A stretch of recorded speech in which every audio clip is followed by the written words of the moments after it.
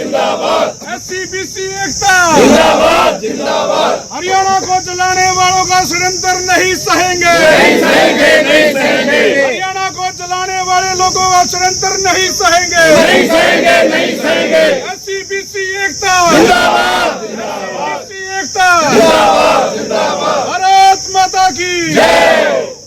गुंडागर्दी नहीं चलेगी, नहीं चलेगी, नहीं चलेगी, गुंडागर्दी नहीं चलेगी, नहीं चलेगी, नहीं चलेगी, गुंडागर्दी नहीं चलेगी, नहीं चलेगी, नहीं चलेगी। जो हमसे टकराएगा चूर चूर हो जाएगा, जो हमसे टकराएगा चूर चूर हो जाएगा, जो हमसे टकराएगा चूर चूर हो जाएगा, जो हमसे टकराएगा चूर चूर हो जाएगा, एससी बीसी से टकराएगा चूर चूर हो जाएगा, एससी बीसी से टकराएगा चूर चूर हो जाएगा। ये जो राजनीतिक पार्टियां अपनी रोटियां सेकने के लिए वहाँ हमारे पढ़े लिखे नौजवान जो वहाँ के स्टूडेंट हैं उनको गुमराह करने का काम कर रहे हैं। आज वहाँ का माहौल इतना भयभीत कर दिया इन्होंने कि वहाँ जो बच्चे एजुकेशन ले रहे हैं, वहाँ जो बच्चे पढ़ रहे हैं, उनके एग्जाम चल रहे हैं और ये पार्टियां जो है इनके गुंडे जो इनकी पार्टियों के जो नौजवान गुंडे हैं वो उन बच्चों को जबरदस्ती पेपर ना देने के लिए मजबूर कर रहे हैं। हम इसका डट के विरोध करते हैं और हम सरकार से भी मांग करते हैं कि इनके ऊपर नकेल लगाई जाए और वहाँ जो ये धरना प्रदर्शन कर रहे हैं इसको तुरंत प्रभाव से उठाने का काम किया जाए। आज एससी बीसी मोर्चा एकता की मिसाल हरियाणा में भारतीय जनता पार्टी की सरकार बनाकर अच्छे लोगों को आगे करने का काम कर लिया है। जैसा कि आप सब जानते हैं कि पिछले 5 साल से वहाँ के जो वीसी बीआरजी बलदेव राज जी वो वहाँ कार्यभार बहुत अच्छे तरीके से चला रहे हैं। पिछले 5 साल में कोई भी धरना प्रदर्शन यूनिवर्सिटी में नहीं हुआ और आज इन्होंने माहौल खराब कर दिया है। डॉक्टर साहब को दोबारा एक्सटेंशन मिलने के विरोध में इनको ये बात हजम नहीं हो रही कि ये 4 साल के लिए दोबारा वीसी वहाँ नियुक्त सरकार द्वारा कर दिए गए हैं। इसलिए वहाँ के भोले भाले शिक्षा ले रहे बच्चों को ये गुमराह कर रहे हैं और उनको जबरदस्ती पेपर देने से रोका जा रहा है। तो आज ज्ञापन सौंपा जाएगा सर, क्या मांग? आज हमने डीसी साहब से कल बात की थी।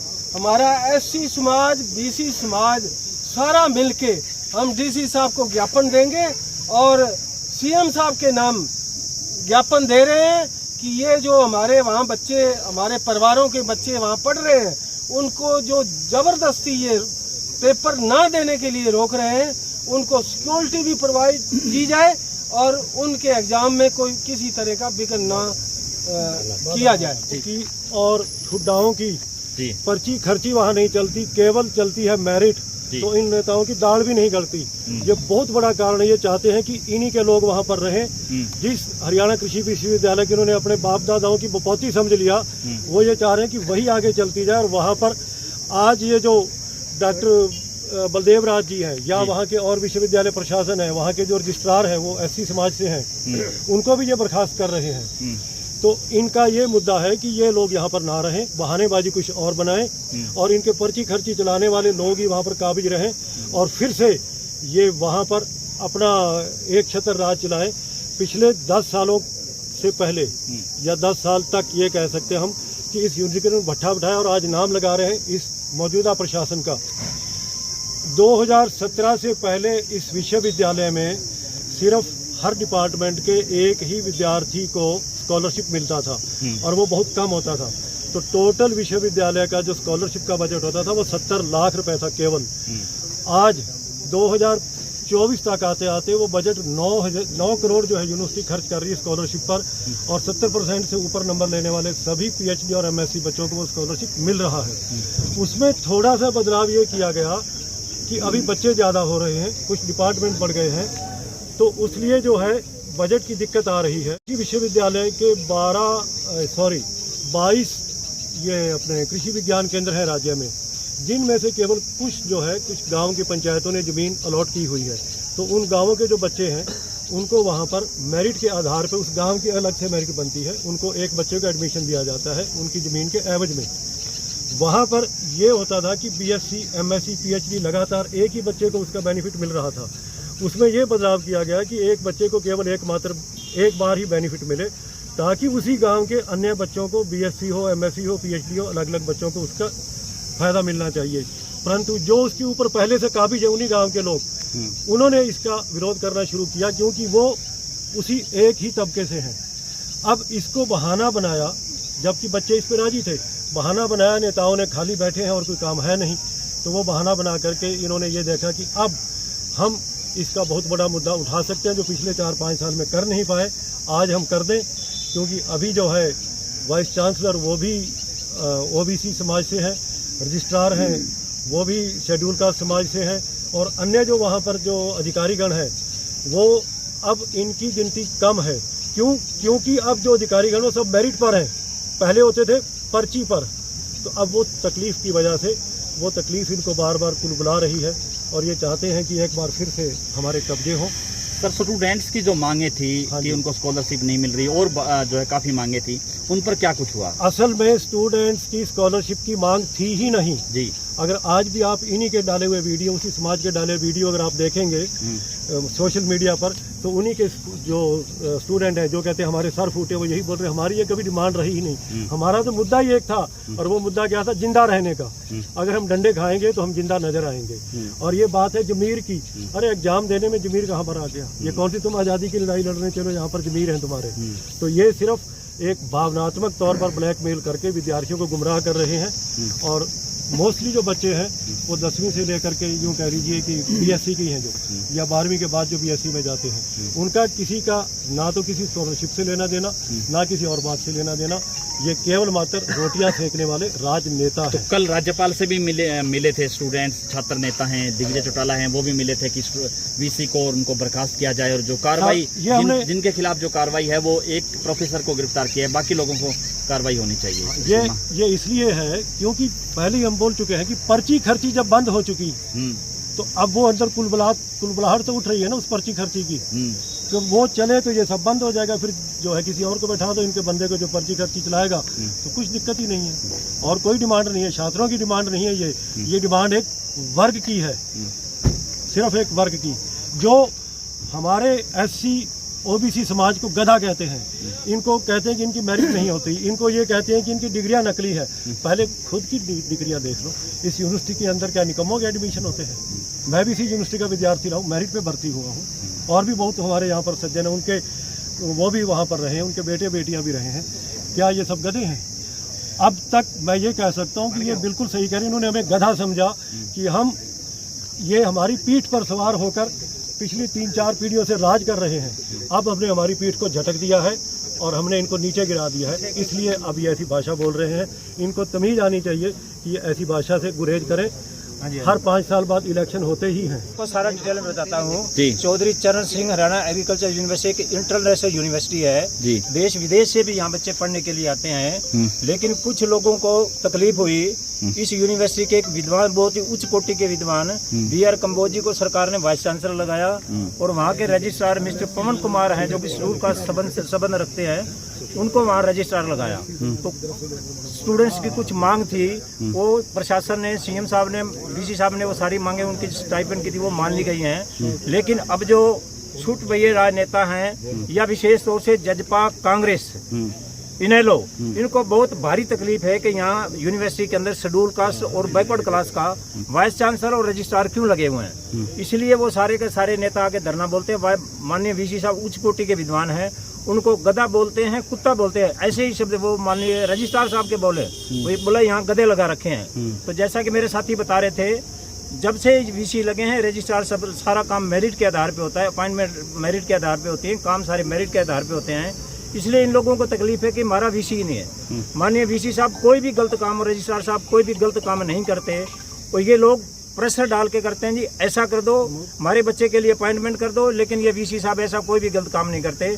इसलिए इनको तकलीफ है कि पूरे हरियाणा के अंदर एक लहर चल पड़ी है कि हमारे इन लोगों पे, SC BC लोगों पे अटैक किया जा रहा है। पूरे प्रदेश के अंदर हम सारे के सारे इकट्ठे हैं और इसका डट के विरोध करेंगे। और इन छुट भई नेताओं को हम बताएंगे, जब वोट लेने होते हैं, जब आ जाते हैं। मैं बात करूंगा अर्जुन चौटाला की रानी में हमारे वोट बहुत बिरादरी के वोट मुझे के लेने के लिए तो आगे। अब सबसे ज्यादा विधानसभा में वो बोलेंगे तेरे को क्या तकलीफ है, क्योंकि वीसी साहब सही काम कर रहे हैं, उनको ये तकलीफ है। आदित्य चौटाला जी को यही तकलीफ है कि वीसी साहब और रजिस्ट्रार सही काम कर रहे हैं। तो पूरा प्रदेश का, हम दूसरे प्रदेशों से भी संपर्क हैं, पूरा प्रदेश का SC BC एक समाज है और हम इस बात का डट कर विरोध करेंगे। और ये सपने ले रहे हैं कि VC साहब को हटा दो, रजिस्ट्रार साहब को हटा दो, सरकार के संबंध में वो बहुत बढ़िया काम कर रहे हैं, बिल्कुल ये नहीं हटेंगे और ये काम करते रहेंगे। और SC BC समाज का एक नारा है, इकट्ठे, हम सब इकट्ठे हैं और इकट्ठे होकर इस लड़ाई को हम लड़ेंगे और सबका SC BC का एक ही समर्थन है। ऐसे अजीब, जैसा कि अभी पूर्व के वक्ताओं ने जो बताया है, हिसार यूनिवर्सिटी के अंदर जो षड्यंत्र हो रहा है, मैं इसे षड्यंत्र कहूँगा। चाहे वो उन्होंने पहले जाट आरक्षण का मुद्दा लेकर उन्होंने पूरे हरियाणा को जलाने का काम किया, वही लोग इस षड्यंत्र के पीछे हैं। ये राजनीतिक षड्यंत्र है, राजनीतिक भागीदारी का मसला है। और जब से भारतीय जनता पार्टी की सरकार आई है, पारदर्शिता के साथ काम हो रहा है। और जो मेरिट बेस पे जो लोग हैं, हम किसी जाति के पीछे बोलने वाले लोग नहीं है, किसी जाति को टारगेट करने वाले लोग नहीं है। यहाँ जितने भी लोग खड़े हैं धार्मिक, सामाजिक और संस्थाओं से जुड़े हुए लोग हैं, सोशल वर्कर हैं यहाँ पे। और यहाँ पे कोई राजनीतिक मुद्दा नहीं है ये।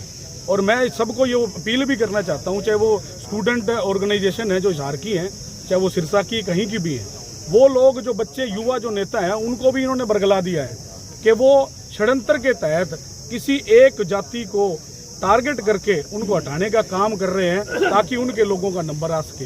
ये दुकानदारी जो पहले चलती थी, वो दुकानदारी, जैसा हमारे आदरणीय अंकल जी ने बताया है कि ये दुकानदारी है, ये दुकानदारी चलती थी, अब वो दुकानदारी बंद हो गई। अब वो दुकानदारी को चलाने के लिए हाथ पैर मारे, इनको नींद नहीं आती रात को। पहले 20-20 करोड़ रुपए लेके चौटाला साहब कहते थे, जब तक सिरहाने के नीचे 20 करोड़ रुपए नहीं आ जाते तब तक उनको नींद नहीं आती थी। तो वो नींद उनकी होगी आराम, रात चला गया, मगर वो कह रहे रस्सी जल गई, इनका बढ़ नहीं गया। इनको सब पता है, इनकी दुकानदारी बंद हो चुकी है। अब मेरिट के आधार पर जो भी, किसी भी फील्ड में, ये कोई यूनिवर्सिटी का मुद्दा नहीं है, किसी भी फील्ड में आप जाओ, मेरिट के आधार पर होती है। पहले क्या होता था, एक गांव का कोई भी, इनका एक चौधरी नियुक्त कर रखा था, उनको वहां पे पर्ची बना के दे देता था, जब इस तरह इसका पोता लगा दो, इसका बेटा लगा दो, इसका यो लगा दो, इसका वो लगा लो। अब यहाँ पे मेरिट के आधार पर होता है। अब किसी की कोई, किसी गाँव की या किसी क्षेत्रवाद की राजनीति होती है।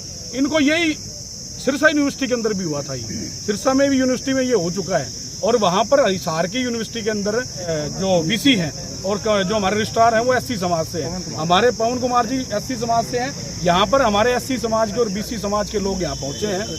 यहाँ पे हमारे धानक धर्मशाला प्रबंधक समिति के प्रधान हैं, वाल्मीकि समाज से हैं, बाजीगर समाज से हैं, नायक समाज से हैं, और जो BC समाज के कुमार समाज से, कंबोज समाज से, सब लोग यहाँ पहुँचे हैं। ये कोई राजनीतिक मुद्दा नहीं है। इसलिए हम डिमांड करते हैं कि हमें ज्ञापन के माध्यम से भी हम डिमांड करेंगे, हमारे शीशपाल जी के नेतृत्व और तमाम हमारे जो नेता यहाँ आए हुए इनके नेतृत्व में ज्ञापन सौंपने का काम करेंगे और राष्ट्रपति को और राज्यपाल जी को और CM साहब को देंगे। और हमारी डिमांड ये है कि उनको ये तुरंत प्रभाव से जो लोग ये षड्यंत्र कर रहे हैं उनके खिलाफ मुकदमा दर्ज करके उनको अंदर ठोका जाए, क्योंकि ऐसे मानने वाले नहीं है। ये जूत के पुजारी है, जूत से ही मानेंगे।